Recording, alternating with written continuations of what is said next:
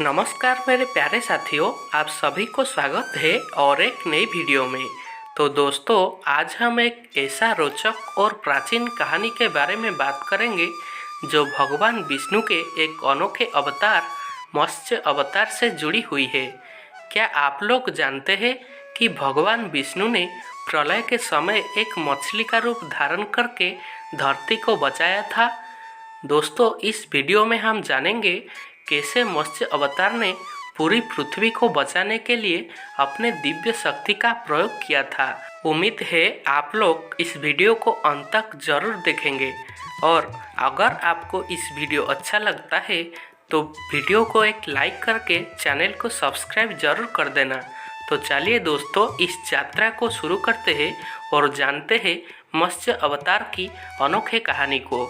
तो दोस्तों, बात ऐसा है कि एक बार ब्रह्मा जी के असावधानी के कारण एक बहुत बड़े दैत्य ने वेदों को चुरा लिया। उस दैत्य का नाम हयग्रीव था।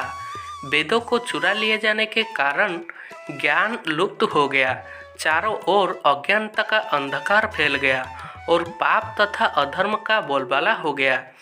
तब भगवान विष्णु ने धर्म की रक्षा करने के लिए मत्स्य रूप का धारण किया और हयग्रीव का वध करके वेदों की रक्षा की। इसकी विस्मयकारिणी कथा इस प्रकार है कि कल्पांत के पूर्व एक पुण्यात्मा राजा तप कर रहा था। राजा का नाम सत्यव्रत था।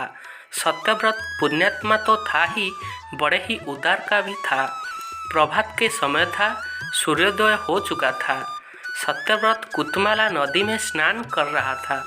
उसने स्नान करने के पश्चात जब तर्पण के लिए अंजलि में जल लिया तो अंजलि में जल के साथ एक छोटी सी मछली भी आ गई। तो सत्यव्रत ने मछली को नदी के जल में छोड़ दिया। उसी समय एक विचित्र घटना घटी। मछली बोली, हे राजन, जल के बड़े बड़े जीव छोटे छोटे जीवों को मार के खा जाते हैं। अवश्य ही कोई बड़ा जीव मुझे भी मार के खा जाएगा। कृपा करके आप मेरे प्राणों की रक्षा कीजिए। सत्यव्रत के हृदय में दया उत्पन्न हो उठी और उसने मछली को नदी के जल से निकालकर अपने कमंडलू के जल में डाल दिया। कुछ समय के पश्चात एक आश्चर्यजनक घटना घटी।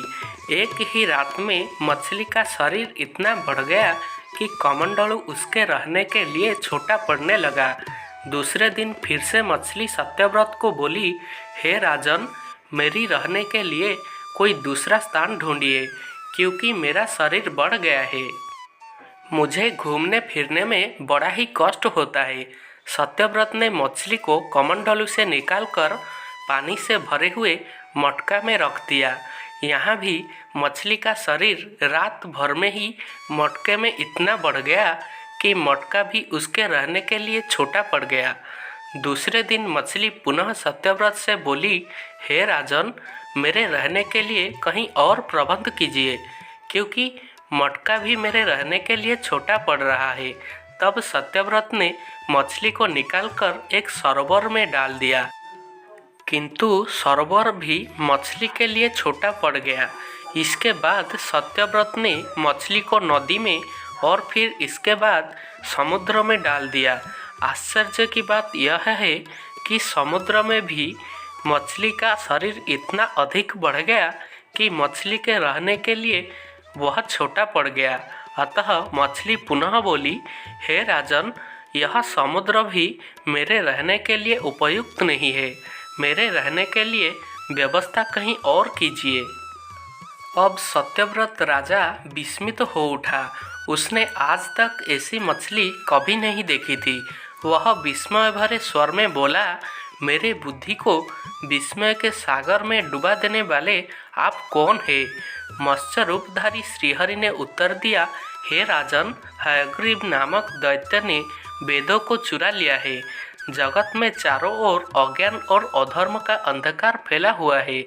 मैंने हयग्रीव को मारने के लिए ही मत्स्य का रूप धारण किया है। आज से 7वें दिन के बाद पृथ्वी प्रलय के चक्र में फिर जाएगी। समुद्र उमड़ जाएगी, भयानक वृष्टि होगी और सारी पृथ्वी पानी में डूब जाएगी। जल के आंतरिक कहीं कुछ भी दृष्टिगोचर नहीं होगा। आपके पास तभी एक नाव पहुंचेगी। आप सभी अनाजों और औषधियों के बीजों को लेकर सप्त ऋषियों के साथ नाव पर बैठ जाएगा। मैं उसी समय आपको पुनः दिखाई दूंगी और आपको आत्मतत्व का ज्ञान प्रदान करूंगा। सत्यव्रत उसी दिन से हरि का स्मरण करते हुए प्रलय की प्रतीक्षा करने लगा। 7वें दिन प्रलय का दृश्य उपस्थित हो उठा। समुद्र भी उमड़कर अपनी सीमाओं से बाहर बहने लगा। भयानक वृष्टि होने लगी।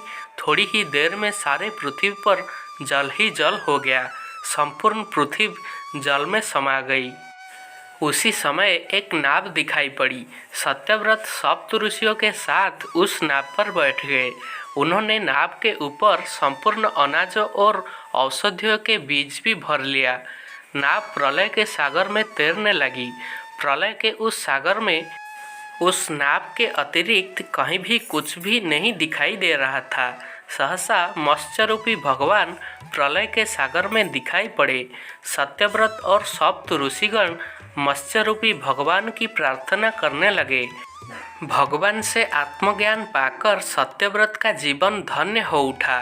प्रलय का प्रकोप शांत होने पर मत्स्य रूपी भगवान ने हयग्रीव को मार के उससे वेद छीन लिया और भगवान ब्रह्मा जी को पुनः वेद दे दिया। तो दोस्तों, इसी प्रकार भगवान ने मत्स्य रूप धारण करके वेदों को उद्धार तो किया, साथ ही जगत का कल्याण भी किया। अगर आपको इस वीडियो अच्छा लगा है तो वीडियो को एक लाइक करके चैनल को सब्सक्राइब जरूर कर देना। और प्यारे साथियों, कमेंट में यह भी बताना कि आपको किस कहानी से रिलेटेड वीडियो चाहिए। वीडियो को अंत तक देखने के लिए आप सभी को धन्यवाद।